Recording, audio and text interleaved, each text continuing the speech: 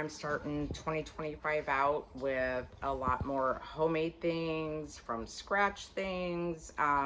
Like, you know, I make my homemade taco seasoning. Now I've moved on to adding in ranch seasoning in bulk, making it homemade. A lot of stuff I have grew in my garden and freeze dried or dehydrated. Stuff I've got from Ruby's Pantry and freeze dried. So a lot of this stuff I've gotten at, you know, I grew it or I got it at a really good deal. But this year, the only wiggle room we have in the budget is our food budget. So sadly, that's where we need to cut costs. So continue to follow me, and I'm hopefully going to come back more this year with a lot more, you know, money saving ideas on, you know, to help your budget with your food budget, because it is crazy. And, you know, any way I can help myself and help you is a bonus. So today I'm going to show you how to make the homemade ranch seasoning in bulk. So this ended up being 1.5 cups, and then I'm going to see how far I can get on this as I'm making as much as I can. And then I'll mix it together. But yeah, I freeze dried this buttermilk from Buttermilk that I had actually got from Ruby's Pantry. So I'm trying to grow what I can, and what I get from Ruby's Pantry I process, and always try to use what I can and get the best deals. But let me start mixing this together and I'll show you. So I got my big, I think this is a 13-quart metal bowl, and then I've got it calls for chives. This is garlic chives, and these are freeze dried from my garden. And then I've got parsley flakes, garlic powder, sea salt. This is onion powder that I dehydrated and crushed into powder. And then this is buttermilk flakes. I did have a container of buttermilk that I finished off, so I put that in here. Got a tablespoon there. We'll get 8 of these in there. 1, 2.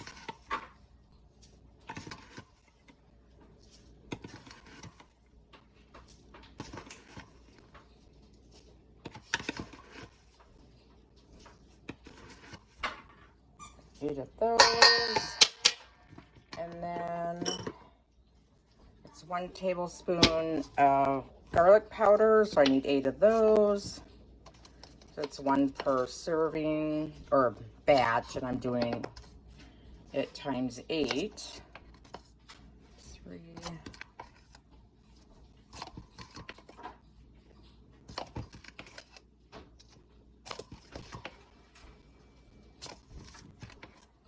As you can tell, I don't level them off. It doesn't have to be an exact science as long as you get it in there. And then the chives is 1 teaspoon, and these are my garden chives. These are the garlic chives, so I will do 8 of these.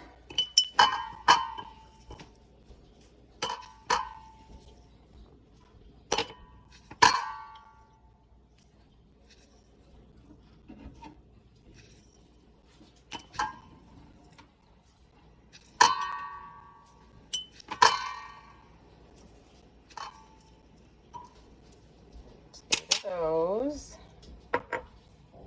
It calls for 1 tablespoon of onion powder, so I'm going to do that times 8.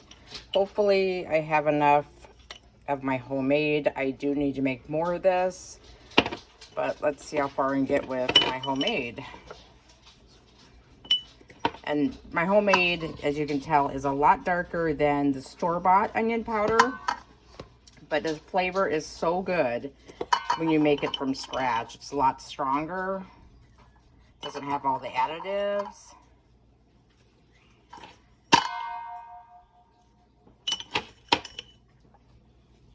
You might just make it.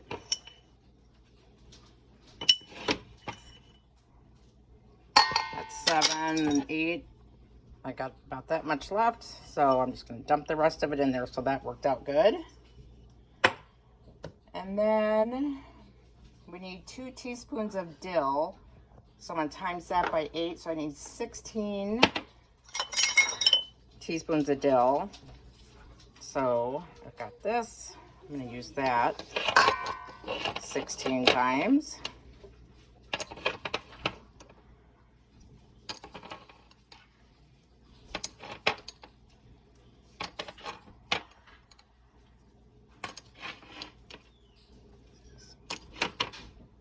We're about halfway there.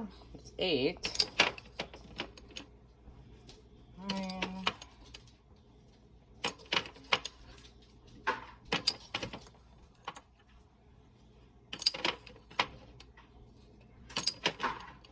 14. 15.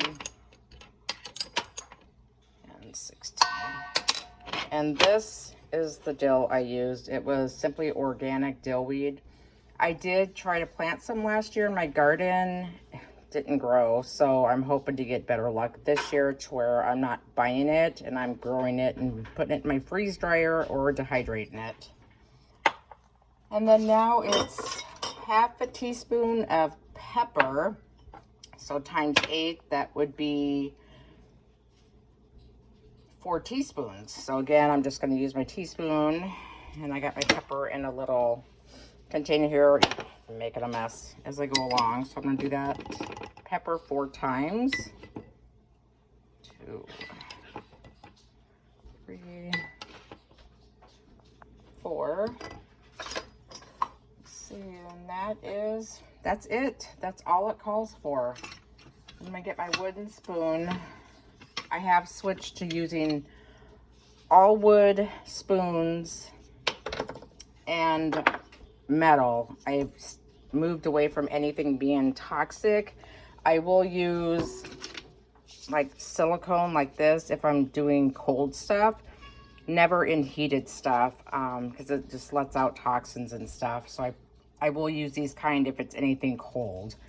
So yeah, you'll see me using wood spoons or metal 99% of the time for that reason. So that's a change I've made. So I'm just gonna mix this up. Of course, it likes to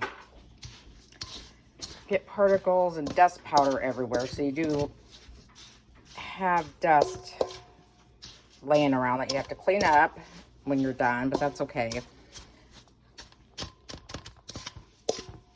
So this ends up being really cheap to make, especially when I get the milk from Ruby's Pantry and I freeze dry it in bulk like that, because I can save it for long periods of time. And it works out really nice. And growing the stuff in my garden and freeze drying the onions into the onion powder. You guys are not freeze drying, I dehydrated the onions and then I put them in a food processor and then blended them down to where they were just powder. Super simple. If you do try that, I would suggest you put your dehydrator.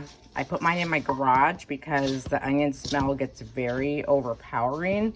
And you definitely don't want that going throughout your house because then everything's going to smell like onions. So that's one tip. If you're dehydrating onions, put them in your garage, your root cellar, basement, in the area with the door closed.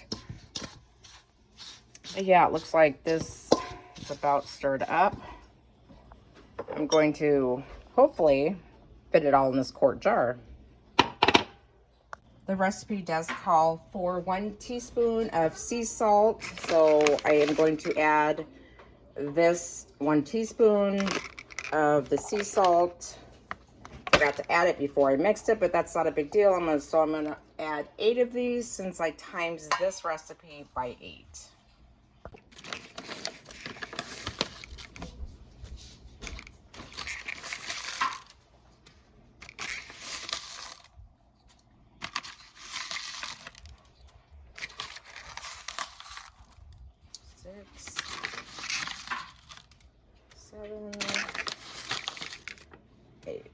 So yeah, got the salt in there then. So I'll finish mixing it and then get it in the jars. So let's see how far I can get putting it into the quart jar.